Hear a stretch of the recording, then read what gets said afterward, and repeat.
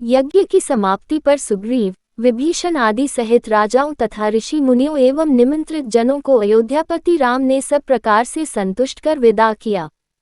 इसके पश्चात उन्होंने राजकाज में मन लगाया। प्रजा का पालन करते हुए उन्होंने असंख्य यज्ञ एवं धार्मिक अनुष्ठान किए।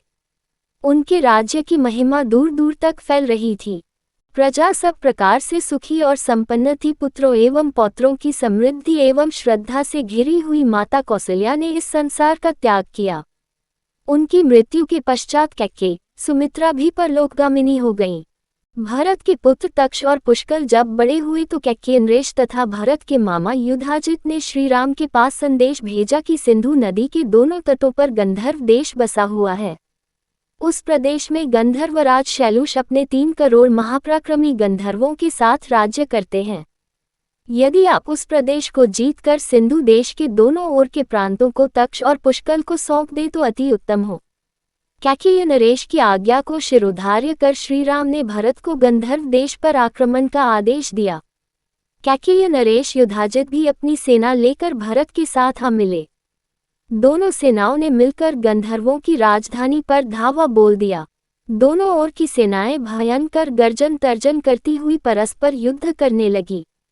देखते देखते समर भूमि में रक्त की नदियां बह गईं। सैनिकों के रुंड मुंड उस शोणित सरिता में जल जंतुओं की भांति बहते दिखाई देने लगे। 7 दिन तक ये भयानक युद्ध चलता रहा। अंतिम दिन वीर भरत ने संवर्त नामक अस्त्र का प्रयोग करके गंधर्व सेना का सर्वनाश कर दिया। इस प्रकार गंधर्वों को परास्त कर भरत ने 2 सुंदर नगरों की स्थापना की। एक का नाम तक्षशिला रखा और तक्ष को वहां का राजा बनाया। दूसरे का नाम पुष्कलावत रखकर उस पुष्कल को सौंप दिया। नए अधिपतियों के शासन में दोनों नगरों ने अभूतपूर्व उन्नति की।